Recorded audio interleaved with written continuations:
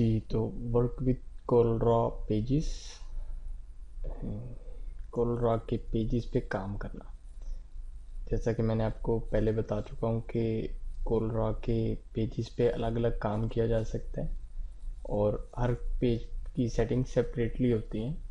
और जैसा कि देखें, पेज 1 पे हमने ये एक रेक्टेंगल ड्रॉ किया हुआ है, पेज 2 पे यहाँ सेंटर में किया हुआ है और पेज 3 पे यहाँ नीचे किया हुआ है। तो यहाँ हर किसी की वर्किंग अलग अलग है। इसी तरह अगर हम एक रेक्टेंगल को पेज के बाहर ड्रॉ कर लेते हैं, अब ये किसी पेज के अंदर नहीं है, तो हम जिस पेज पर भी जाएंगे हमें वो नज़र आएगा। हम इसको कहीं भी किसी पेज के भी उठा के रख सकते हैं। जब हम इसको किसी पेज के ऊपर रख लेंगे, अब वो उस पेज का हिस्सा बन गया, तो अब वो पेज, जब हम उस पेज पे जाएंगे तब भी वो नज़र आएगा। अब हम इसको वापस बाहर रख लेते हैं, तो अब ये हर पेज पर नज़र आएगा। ये नेविगेशन बटन्स हैं जो एक पेज से दूसरे पेज पे मूवमेंट के लिए यूज़ होते हैं। हम पेज नंबर 1 पे हैं, तो मैं इस एरो पे क्लिक करता हूँ, पेज नंबर 2 पे मैं सिलेक्शन चलेगी, पेज नंबर 3 पे आ गई।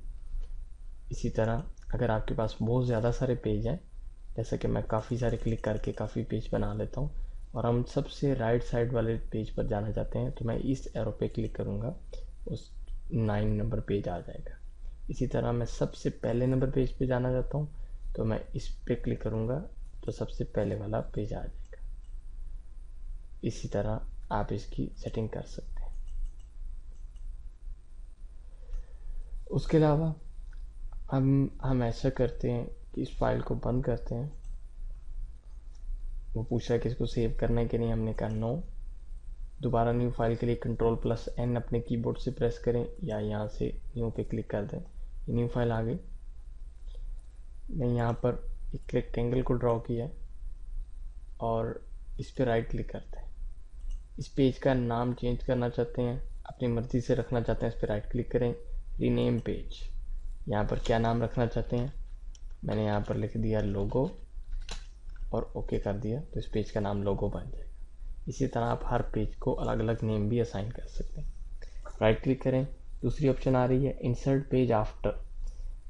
मैं जिस पेज पर हूँ, इस पेज के बाद एक और पेज मुझे चाहिए, तो बस राइट क्लिक करके कहूँगा इंसर्ट पेज आफ्टर पे क्लिक कर दूँगा। लोगो वाले पेज के बाद एक पेज बन चुका है, पेज नंबर 2 के नाम से। हम इस पेज पे गए, रीनेम किया और इसका नाम हमने बैनर लगा दिया। अब मैं इस पर राइट क्लिक करता हूँ और third option insert page before, यानी कि मुझे इससे पहले, बैनर वाले पेज से पहले एक पेज चाहिए। तो जैसे ही मैं इसके ऊपर इंसर्ट पेज बिफोर पे क्लिक करूँगा, तो बैनर वाला पेज आगे शिफ्ट हो जाएगा, यानी कि तीसरे नंबर पे शिफ्ट हो जाएगा और दूसरे नंबर पे एक न्यू पेज बन जाएगा। इसी तरह डुप्लीकेट पेज की ऑप्शन आ रही है कि मैंने अगर इस पर कुछ वर्किंग की हुई है तो ये इसकी कॉपी हो जाए, जैसा कि ये बैनर वाले पेज पे और मैंने यहाँ पर एक रेक्टेंगल बनाया हुआ है, इस पर मैंने काम किया हुआ है। राइट क्लिक किया, डुप्लीकेट पेज, तो वो पूछ रहा है कॉपी लेयर ओनली, सिर्फ मैं पेज को कॉपी करूँ या copy layer and their content, कि इस पेज को और इस पेज के अंदर जो चीज़ें हैं उनको भी कॉपी करें। तो जो आपको चाहिए उस पर सिलेक्ट कर लें, मैंने कंटेंट पे किया हुआ है, और साथ आप उसकी पोजीशन भी बता सकते हैं कि जो मेरा पेज है उसके बाद में आफ्टर सिलेक्टेड पेज जो मैंने सेलेक्ट किया उसके बाद आए, या बिफोर सिलेक्टेड पेज जो मैंने सेलेक्ट किया उससे पहले आए। तो मैंने कह दिया कि पहले आए और ओके कर दिया। देखिए बैनर से पहले पेज नंबर 3 बन गया और ये पेज नंबर 3 पे सेम वही रेक्टेंगल आ रहा है। हालांकि हमने 4 पे बनाया था, जो बैनर वाला पेज इस पे बनाया था वो पेज 3 के नाम से बना है, क्योंकि वो डुप्लीकेट हुई है तो उस पर भी बन गया। राइट क्लिक करें, डिलीट भी कर सकते हैं, डिलीट पेज, तो डिलीट से वो पेज भी डिलीट हो जाएगा और जो उसके अंदर चीज़ पड़ी है वो भी डिलीट हो जाएगी। इसी तरह राइट क्लिक करें, तो उसके बाद हमारे पास ऑप्शन आ रही है switch page orientation.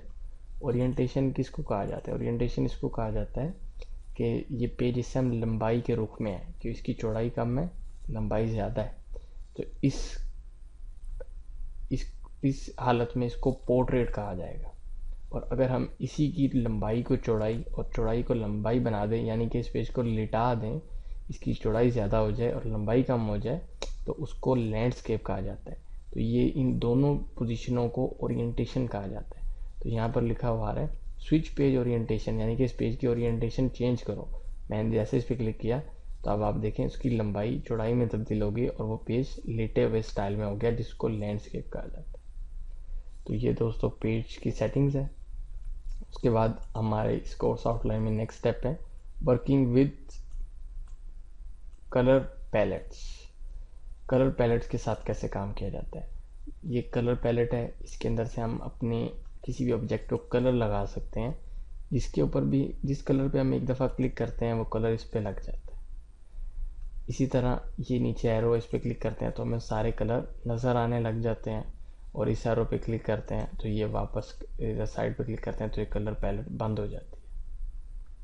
Colour palette की सेटिंग्स क्या है, आप इस कलर पैलेट को किसी और जगह पर रख सकते हैं। यहाँ पर ऊपर आपको 3 छोटे से डॉट्स नज़र आ रहे हैं, इसको क्लिक करके रखें, इसको नीचे ला के रख लें, या इसको जहाँ आपको इजी लगता है वहाँ पर आप उसकी मूवमेंट कर सकते हैं और वहाँ इसको रख सकते हैं।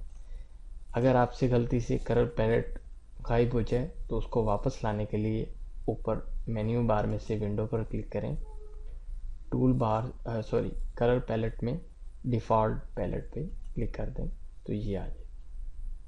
इस टाइम आप अगर इसके ऊपर यहाँ पर 3 जीरो पर डॉट्स आ रहे हैं, इनके ऊपर राइट क्लिक करें तो यहाँ पर ऑप्शन आ रही है रोज, कि आपको कलर्स की कितनी रोज चाहिए। अगर मैं यहाँ पे 1 पे क्लिक होगा तो बाकी 2 रो हाइट होंगी, और जब आप इस पर क्लिक करेंगे तो सारे कलर नज़र आने लग जाएंगे। अगर आप ये चाहते हैं कि तमाम कलर हमेशा नज़र आते रहें तो आप इसके ऊपर राइट क्लिक करें और रोज के ऊपर जाके 3 रोज कर दें कि मुझे 3 रोज चाहिए। इसी तरह आप 2 रोज भी सेट कर सकते हैं।